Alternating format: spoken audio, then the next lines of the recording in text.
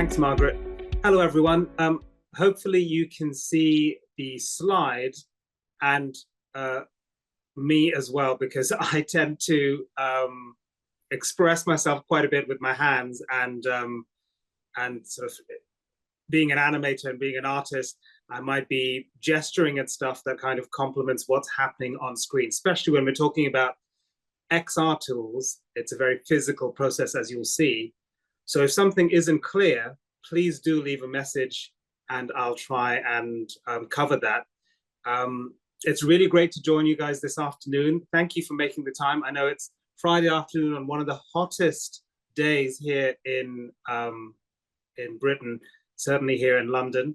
I've put together something that I hope will be interesting to you. So it'll be worth the time that you're putting into staying indoors when I imagine a lot of us would rather be outside in the sunshine. So without further ado, I'll take you through a little bit about my background and what I do with my company, Falcon and Storm, and then we'll go straight into the use cases that I feel highlight why I really embraced XR as a productivity tool, as a creative tool, spatial computing as a workflow, not just an entertainment format or something to consume. In fact, to be honest, I don't really consume any AR or VR content. I don't really play VR games or have a lot of AR apps for consuming. I do have plenty for creating content and creating animated worlds, visualizing for virtual production, that sort of stuff. So I'm the co-founder of Falcon and Storm. We're a story studio in media and entertainment. And what do I mean by story studio? So we essentially elevate businesses with better storytelling, with creative direction, and multi-format design and production. The design and production ends up facilitating or bringing to life the story ideas. And when I say we elevate businesses with storytelling, those businesses are obviously plenty in media and entertainment, because that's my background. So I help companies with the development of new IP and global franchises. I help them with developing animated series and live action series, and I direct virtual production shoots as well. But there's another group of clients that fall under Falcon Storm, and those include technology companies, companies like Logitech, Aramco, ProArt, which is a division of ASUS, Noitom, who make motion capture hardware. I do a lot of work with NVIDIA as well. And, we guide our clients, whether they're in media and entertainment or technology, or even in healthcare and pharmacy, like Texas Children's Hospital, curing kids' cancer, and companies like that. We guide them in uncovering, shaping, and sharing their narratives. And those narratives create stronger internal connections with their teams. And we feel storytelling is really how you get more genuine engagement with your audience. Whether your audience is commercial partners or rallying the troops internally, or of course, going outwards to your consumers, for your target audience. So for companies in the tech sector, essentially we bring meaning to their amazing technology with character-driven storytelling. So we make that tech kind of matter to the wider audience, not just the engineers, not just the developers, who will immediately get, if you rattle off tech specs, they immediately get excited about it. But they're actually a very small percentage of the entire addressable audience. So that's where these tech companies work with us to make that tech mean something to everyone outside of that core group. And so that work kind of creates this emotional connection between technology and people, leading to better product market fit and ultimately growth. So there's creativity really connects to the commercial aspect when we get involved. And likewise, we help media companies make smarter choices in tech to advance their production and storytelling capabilities. And we help them adapt to rapid change. And the focus of my presentation today will touch a lot on that, on making smarter choices in tech to be able to create content in a more intuitive and sustainable way. Now, beyond our client work, at Falcon and Storm, we're really excited to tell our own stories with Artina's Art Squad. This is our first original CG production for the kids' entertainment market, for the children's animation market. And we're producing it independently with several media formats in mind. And at Falcon and Storm, we've won loads of awards for directing live action and animation, for production design, and developing scripted series in TV and broadcast. And our spatial and immersive work has won awards for innovation, creative use of tech, best product, and best in augmented and virtual reality. This is content we've created for those formats. So we love combining evergreen creative disciplines, the stuff that has existed, forever, disciplines of visual storytelling with forward-facing methodologies like spatial computing, real-time, and virtual production. I know a lot of you are probably thinking, well, where's the Gen AI? Where is the agentic AI? For us, the machine learning and the wave of AI we see now is just software that plugs into our existing creative workflows. It is not something we pursue in and of itself. It is just software that plugs into a bigger objective, which is telling a story, creating an emotional connection, realizing film, animation, visuals, what have you. We're not pursuing AI in and of itself. It is just another piece of software that slots in where relevant.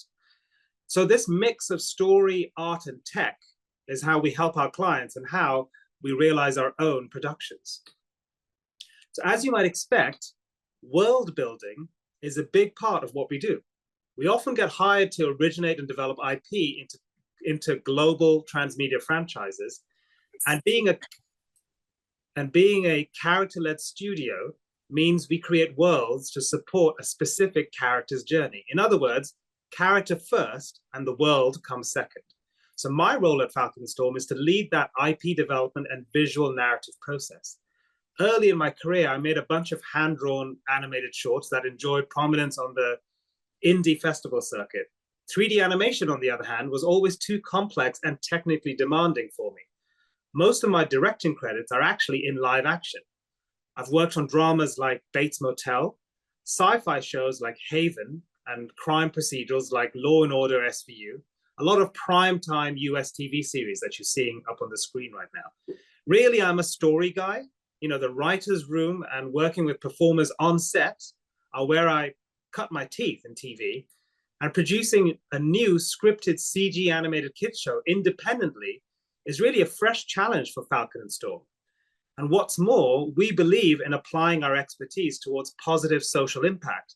So on this particular project, we are really privileged to partner with a US-based charity, Curing Kids Cancer, to create a sort of a live improvised version of this animated show to bring joy and wonder to isolated and very poorly children in hospitals. So in the live version of the show, children chat with our original characters that are performed by a therapist, as you can see here, and those children participate in creative activities with them inside this animated world, all in real time.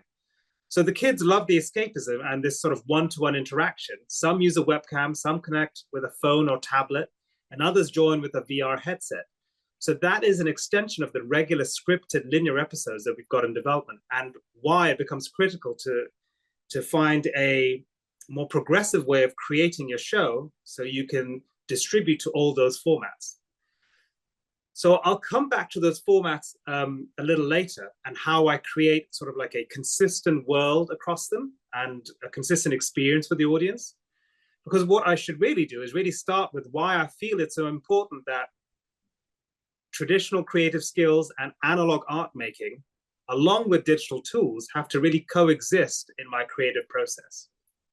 So drawing is central to my craft.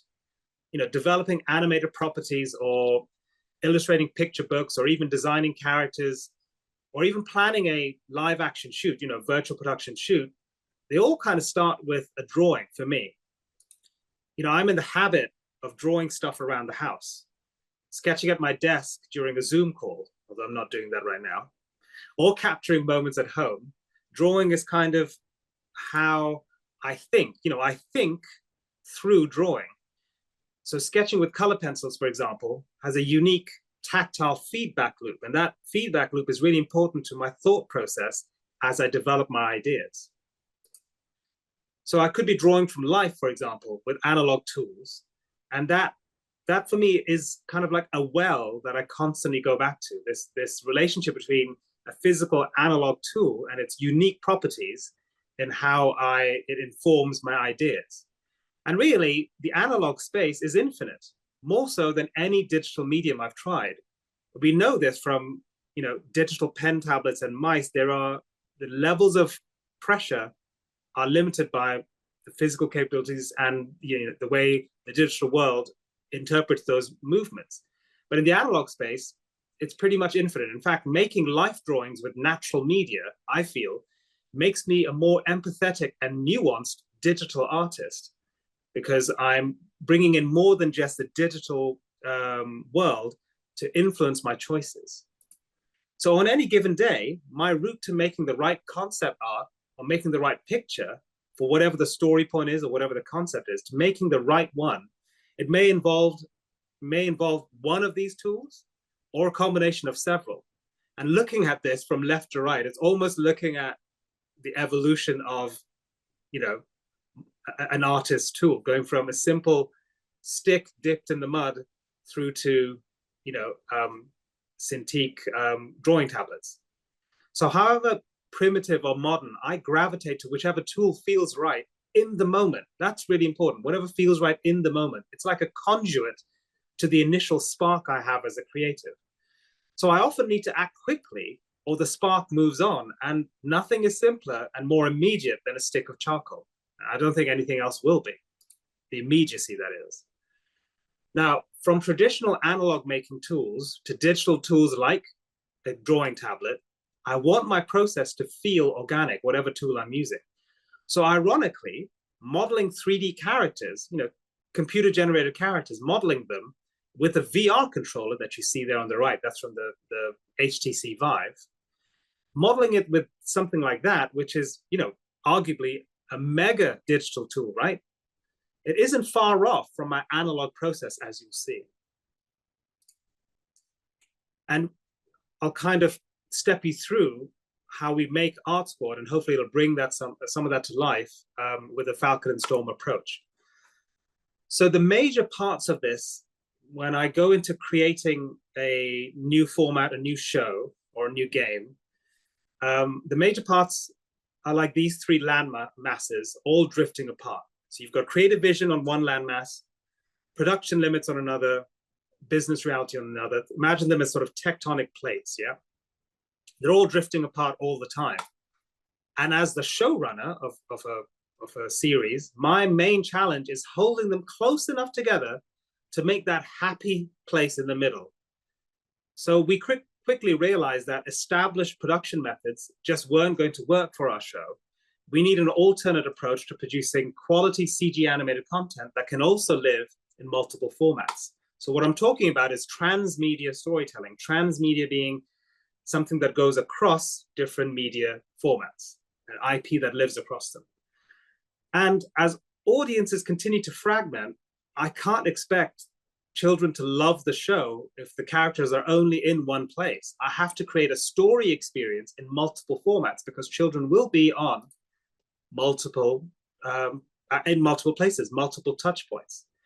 So by expanding a narrative, a story world across multiple platforms, we stand a better chance of turning passive audiences into active participants. And that's really key.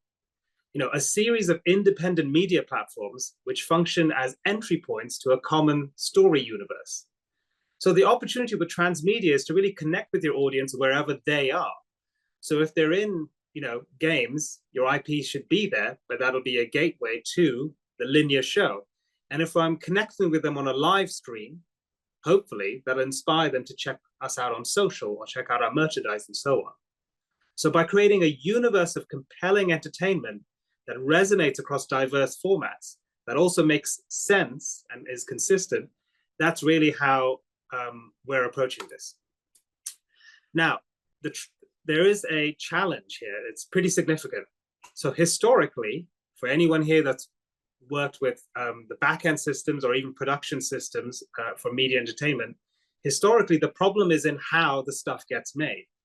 So established production pipelines are optimized for a single format. That's what each of these columns are, right? So if you're on the left, on the far left, if you're creating video content, there's a linear workflow where you go from planning to creating the art, to lighting it, animating, and then rendering it. And then you have many other formats out there from, the VR, the second column, which would be VR, where there are similar steps, but the pipeline is a different pipeline. It came about way after, say, traditional animation pipelines. Same with AR, has its own optimization requirements, as does gaming, because it's a lot more interactive. And even with phone apps or tablet apps, you have a prototyping process, and some of the assets are similar, but the journey through it is very different. So these established production pipelines, they're kind of optimized for their single format, but audiences expect content to be tailored to their platform, to each one of these. They don't want, you to just take a video and put it on social. They want something that's really catered to TikTok. So legacy software kind of struggles to scale across this media, which means recreating assets each time. So this linear flow of production also means making changes downstream is a disruptive process. If you've ever worked in the animation pipeline or VFX pipeline, you'll know that if you need to make a change down by animation stage, like a significant asset or lighting change, this results in undoing and redoing work earlier in the flow, causing a domino effect back downstream again. So it's a very challenging situation for studios of any size. And at Falcon and Storm, we believe this is kind of unsustainable, especially as we're an indie outfit creating an indie show that has to live on different platforms because our audience is already too fragmented. So this method doesn't work anymore. And as entertainment businesses adapt to fast changing market conditions, we really need to be way more creator friendly and nimble. And frankly, generating stuff with AI is only optimized, again, for one of these silos. It's not optimized across all of them. So if Gen AI is going to be what you lead with, you are still painting yourself into one of these silos. So when we start, as I say, we start with the characters. So I'm going to try and sum up for you how I go from this, my thumbnail drawings on paper or on my iPad or on a Wacom Cintiq on the PC. I go from this to this for the final shots in a show. And I do that with the help of spatial computing. So compared to traditional 3D modeling software via a flat screen, sculpting in VR is a lot easier for me, and it's way, way quicker for me. It's more intuitive, like a natural extension of drawing. You also get a better understanding of the 3D form because, you're immersed in the same virtual space as your creation. And hand tracking in true 3D space makes more sense for designing a 3D model than a flat screen interface with a keyboard, mouse, or even a stylus. Certainly for this, blocking in the major shapes and getting the sense of proportions and the three-dimensional form, it just makes more sense to do it spatially. Now, this character is a wooden mannequin with interconnecting pieces, bolts and joints. Now, you can't get that level of precision and control in VR, not yet. Most of my VR work is in PC VR, where you plug in a headset into your computer that has a really posh graphics card. So, so you can, do high quality work. But even then, VR doesn't have the fidelity for you to get into the kind of precision you need for fine tuning. But you can with a tablet. So, the clean edges that I need here for the joints and refined shapes and crisp silhouette throughout the 3D form is where I then export and finish off on a 2D screen. And the same goes for texture painting. The displays on VR headsets are too low res for any sort of final production quality texturing. And you just can't paint refined, nuanced, detailed textures in VR, but you absolutely can on a high res, 4K screen and a tablet. So it's not like I replace everything with VR. You plug it in intelligently into a pipeline. So I use VR to block in the forms, and then I export the model to Substance Painter, and on my Cintiq, I refine it to final production quality, which is what you see here. Moving on to another character, on the left, I have an ink, marker, and pencil drawing, and on the right is further exploration in Photoshop. These two pieces of concept art were enough to guide the modeling process. These are visual notes for me to sort of go, okay, I want a wood texture there, and some paint marks when this character's painting, because she's an artist. And on the left, it's kind of my my loose concept art for all the pieces that go into making this character. And she is a bit more intricate, so the immersive grid and alignment tools that you can use in VR are essential for modeling machine parts like this. This allows me to sort of snap to specific angles in 3D space. So I can turn on snapping and get to 90 degrees, 45 degrees. And she is sort of like, she's an armature, a stop motion armature, this character. So you want these things to be pretty precise. So I work in layers, even in VR, which helps me keep track of all the bits and pieces. And, I usually stand when I'm working in VR. My whole body gets involved, which helps me a lot when I'm trying to work out a three-dimensional design. So again, it's about that connection with what you're creating. Rather than being on a keyboard and mouse, I will stand up and pose like the character to get a feel of where everything goes. And it allows me to connect more meaningfully with my digital creation. And ultimately, isn't that what UI and UX is about? To making that connection, the bridge, kind of invisible. So this character, as I say, is based on a stop motion armature. If you don't know what those are little skeletons that you put into a physical model, like puppets, when you move them when you're creating a stop motion show.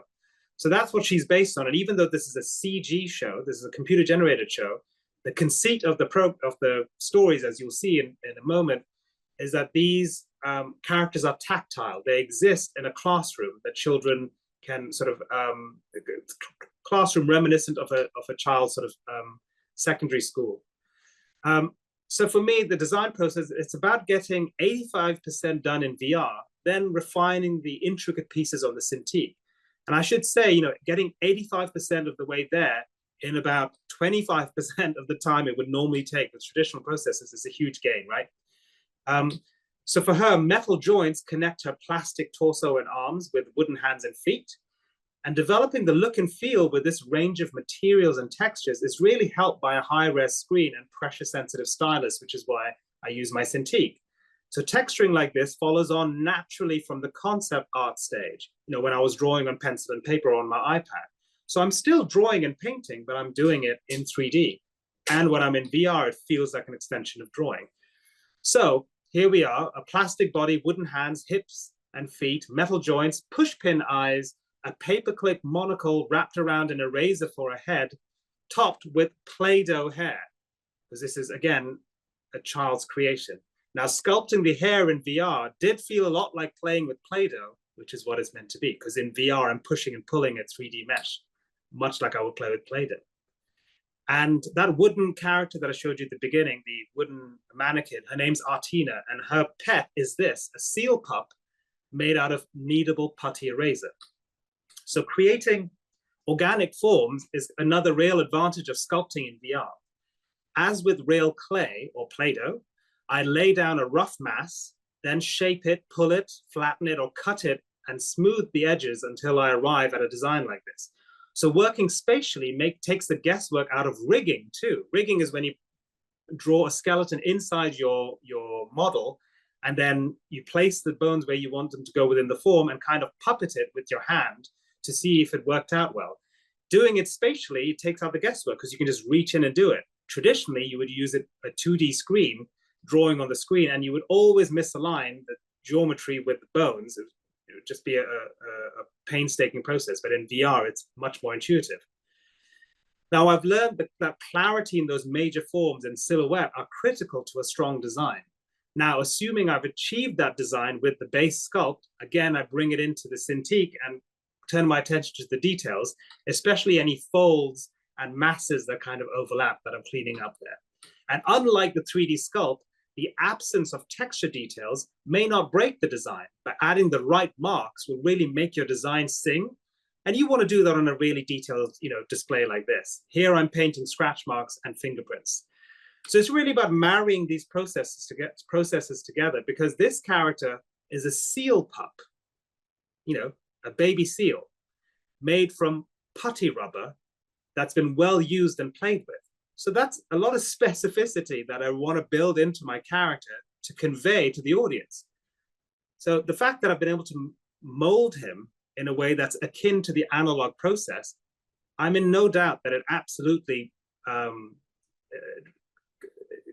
shows in the final results, that feel. And I personally wouldn't be able to achieve it any other way if I wasn't hands-on the way I am in VR. But at the same time, I do need to go into a high-res display and do those finishing touches so they work together. So the details are really important for selling this idea. Another character, this is 3D. She's the resident art therapist in the gang, and she promotes well-being through art making. By now, I start with a sketch like this. And because she's all about well-being and the emotional connection that you have with art and the benefits of art therapy, I wanted her to have the charm and simplicity of a handmade toy, the kind of thing you'd have for preschoolers, because it's very soft and inviting. There's nothing hostile about it, no sharp edges, like you would give a preschooler. So using this VR app, TVORI, I explored design ideas the way a child might play with blocks in nursery. TVORI's interface, as you can see, and its primitive shapes offer a delightful way to rapidly prototype your design ideas, not to mention a really playful way. So I grab, place, stack, rearrange, recolor, and resize, sometimes even reshape things, all very intuitively and naturally with direct control in VR. So this method was the perfect fit for this character. It's a different app to the other ones, but it's perfect because it reminded me that creativity isn't about working for a living, it's about playing for a living. And that playfulness, it mirrors what someone in preschool, someone in nursery would be doing with blocks. So it put my mind into that space. And I hope you agree that that playfulness comes through in the final design here. So what I'm seeing is that the creative process I adopt, whether it's overall for the series or per character, it's kind of instrumental to achieving my intended design and ultimately the feel of the show. And that's what we all respond to. We respond to the feel of things, whether we know it or not. That's why when storytelling really resonates with us, it's when we have that emotional connection. So I'm really trying to encapsulate that feel all the way through my development process, through to the final character and render. So the right combination of VR tools with traditional ones, as well as any other supporting digital tools, has kind of transformed my capabilities in what the industry calls look development. When you're developing the look of a movie, a look of a virtual production, or a look of an animated series like this, look development, that whole process has completely changed for me, and it's made me very capable in 3D, whereas, as I said at the beginning, 3D animation was always a challenge because of how cumbersome the tools and interfaces were. But with VR, I'm in the world with these characters, and it speeds me along to no end. So creating a 3D show natively in 3D space really gives me an understanding of characters' proportions, their overall form, and how they might feel if they were real in front of me. And that, the production models effectively translate to prototypes for collectibles and toys. And that's really handy when you're developing a show and you want to meet with, a master toy brand like a Hasbro or a Mattel. You want to meet them about licensing deals and other partnerships in the physical toy market. Being able to realize your products, what they'll look like, and even in VR, being able to put it at scale, or even AR, put it at scale on the desk before you've even made a single physical mold, is incredibly powerful. But to be able to do that with the same tools you're using to create the animated show is what makes it sustainable. So then moving on to props, the way I make props for the show is like using bits and bobs out of a box of craft materials, because that's the world of the show. So why not put myself in that frame of mind? So what do I mean by that? So in VR, here I am wrapping thread around a pin, that's a push pin, and pulling it across a board, and at 1-to-1 scale inside VR, it's the full size. It's the size of a full-size guitar would be on me in real life. So I can draw kind of loose lines and then reposition them for, to tighten things up. And in a sense, I'm manipulating the assembled parts by hand, even though it's all in VR. And then I can scale it down and see what it looked like on the doll, on the character. So again, it's about facilitating that connection, right? At 1-to-1 scale, I'm essentially now embodying the character and going, okay, how would this feel to the character? And does this line up with the proportions of my character? And then I can drop it back and get a directorial view on, what it actually looks, if this was a toy, if this was at that miniature size. So let's have a look at some of the finished musical instruments that the characters play in the show. This is the electric lemon. It's a 6-string guitar. Oh, let me wind it back a bit. This is the electric lemon. It's a 6-string guitar built with a popsicle stick, a lolly stick, bottle cap, push pin tuning pegs, and some string. The cherry red bass is a 6-string wonder with matching push pin tuning pegs and rubber bands strung across a body built with a roll of red tape and a lolly stick. And then the stripped down disco bass is a favorite for slap bass funk. The resonance of those rubber bands against the paint lid is nicely dissipated by the emery board neck. This butterfly bass is a prototype electro-funk instrument made with a lolly stick and Play-Doh, of course. This is a stripped-down acoustic number with just a bit of paper and emery board. And this is another acoustic. This is kind of like, if portability is their priority, this is where they sort of grab and go around the campfire. This is one of the characters' favorites. It's called the Metal Moth. It's a 4-string beast featuring a lolly stick, plastic gem body, and Play-Doh, and you can see them playing that here. So finally, there's Artina's favorite banjo. She named it Banjoline and made it the Art Squad way with stuff she found in the classroom. So every instrument is a one-of-a-kind design with parts handpicked and assembled by the Art Squad. That's what happens in the show. And of course, that's exactly what I did when I built these instruments in VR. I put my pieces together and had fun the way I might, the way I might raid a craft box. That's how I put it together. Likewise, this drum kit was made in the same way, a mix of found objects and handcrafted shapes. That's how the character makes it in the show. So with the technical barrier considerably lowered for me for CG visualization, frankly, I just muck about and make something for the joy of it. And that's when I enjoy art the most. And if I'm making a show about, it's called Art Squad, it's about characters who make art and make stuff out of art materials, this way I get a sense of immediacy and spontaneity in my CG production process. And it's really rewarding, which motivates me to keep going as an indie creator. It's almost like I'm a participant or character within this fictional world. Crafting props this way feels like a call for me to join in with them. Now, if you've worked in animation, you know what animatics are. Animatics are basically a prototype for your film, for your animated sequence. Typically, they're combined with storyboards or rough frames, early renders to build like I say, a prototype, a very basic version to see if the story is going to work. So making animatics can also feel really playful in VR. Here I'm assembling my scene like I'm on a sound stage, like I'm on a theater stage, or even a stop motion stage. And it's considerably less cumbersome than negotiating the viewport in regular 3D software.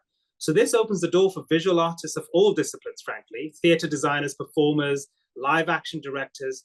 They can all enter the world of CG animated storytelling in ways not possible before because they're not having to learn those antiquated software interfaces, because it's just a much more natural way, as you can see, to take a physical camera, hit the record button, grab a character, and as you puppet them, move them through the space, blocking the action in, the VR software is recording your hand movement. So it's baking it onto the movements of the puppet. So right away you can see, okay, if I take the character from here to there, what does it look like? Okay, what if I need to move just the arm? Okay, I'll hit record, move the arm, and it immediately captures it. And because I'm puppeting it with my hand, it is very much like working through a physical set. Likewise, with the scene layout, what I'm tapping into is this age-old craft, this age-old art of stagecraft.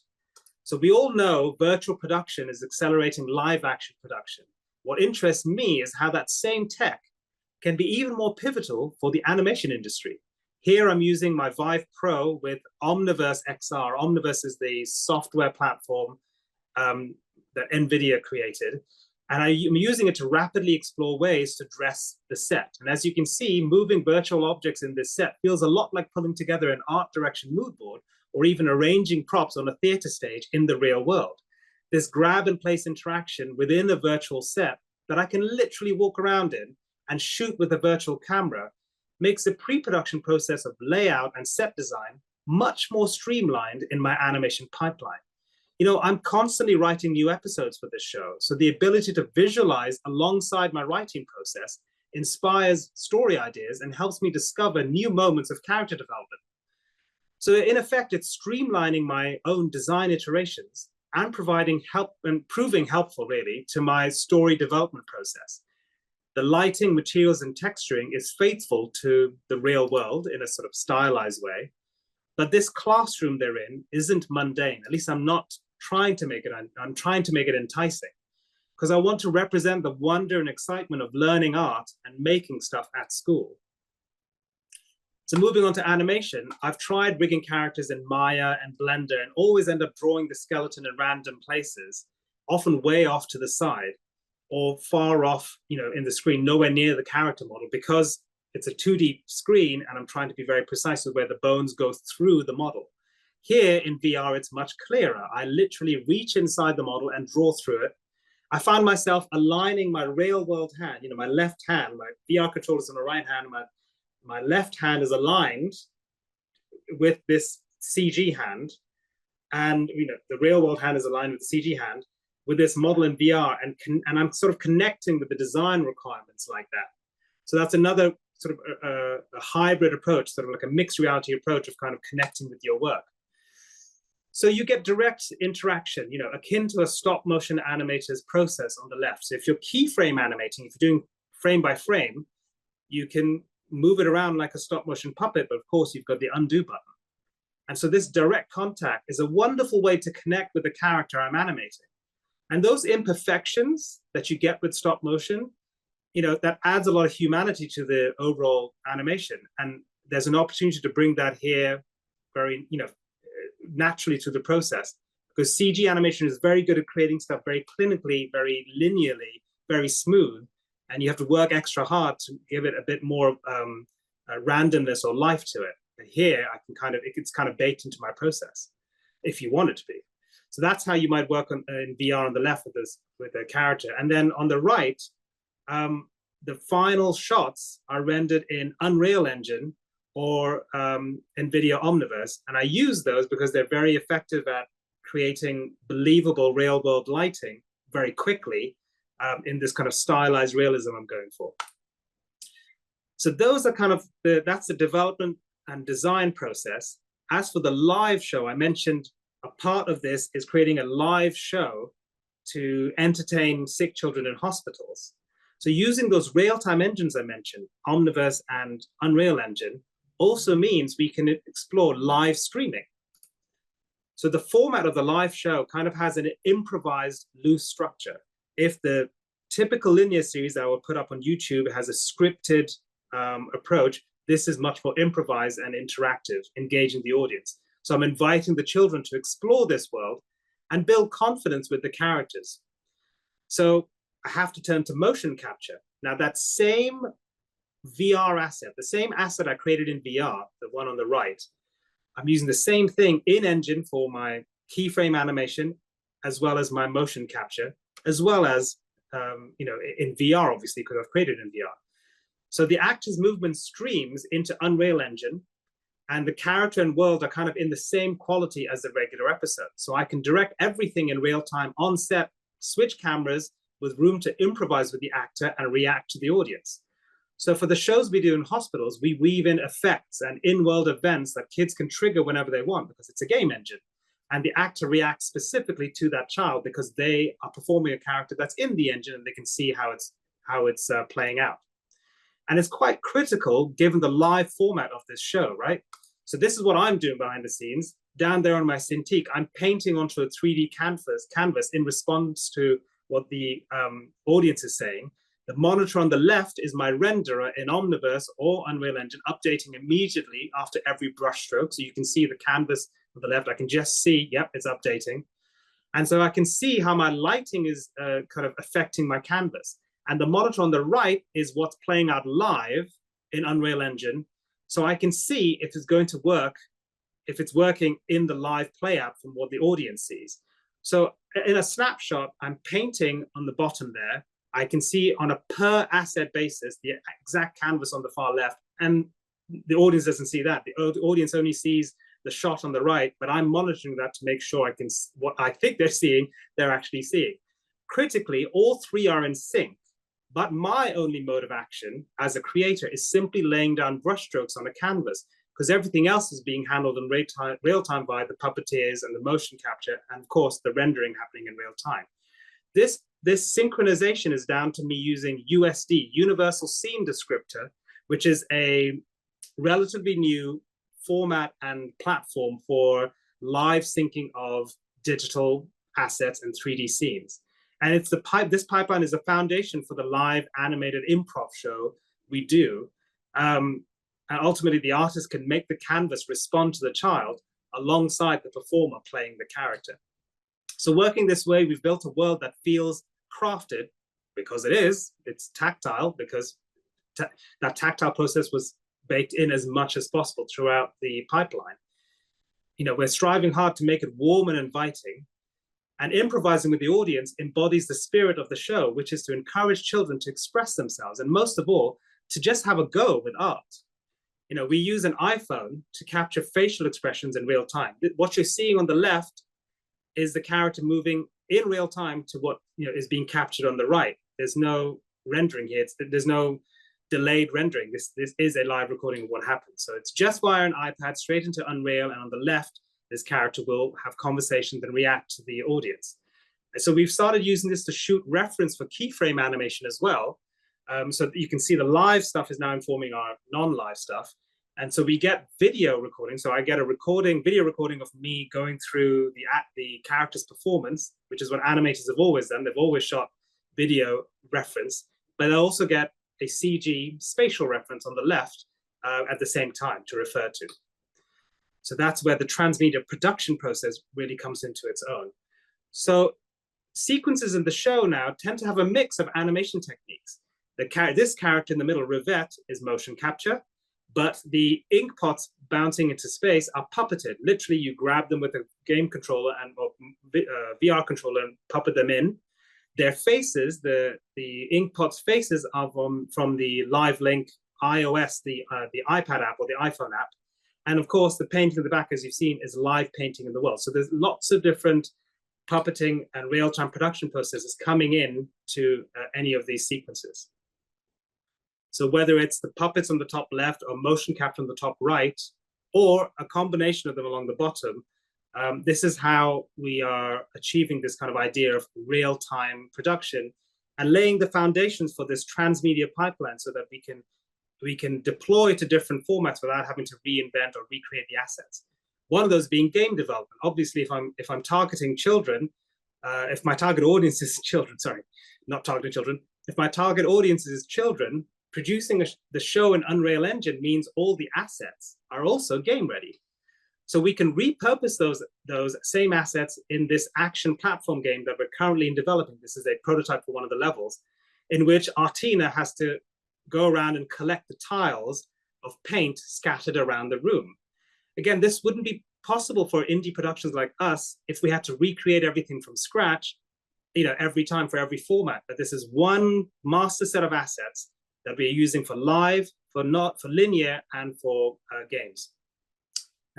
Same assets for prototyping mini games for AR. So being comfortable designing in VR makes adapting to other spatial formats like AR a lot smoother. These players are taking Artina on a balloon ride. You tap the balloon on the screen to make it go up and move your device in space to push the balloon through your physical room. And getting a native understanding of proportions and proximity and spatial understanding of what you're creating is critical for an AR app, certainly for making your iterations more meaningful. So if you're already designing in VR in spatial format, you've got an advantage there. So then back to this slide then, that's how we combine the principles of character development and world building with current digital technologies to realize a story experience across multiple platforms and formats. We hope this transmedia approach will kind of help our discovery and deepen engagement with our audience, as well as enrich their own experience. And it potentially offers multiple revenue streams. That's critical to sustaining an independent production, especially with our fragmented audiences. But if there's one thing I want to leave you with, is this idea that human beings have been drawing and painting for at least 40,000 years, right? That's how long, as far as we know. So, why get rid of all that collective muscle memory if we are just because we've got new software on the horizon? Bring it along with you, because there's something valuable about working in the analog world and merging it with the digital. And this is what we're enjoying in Falcon and Storm. So that is the end of my presentation.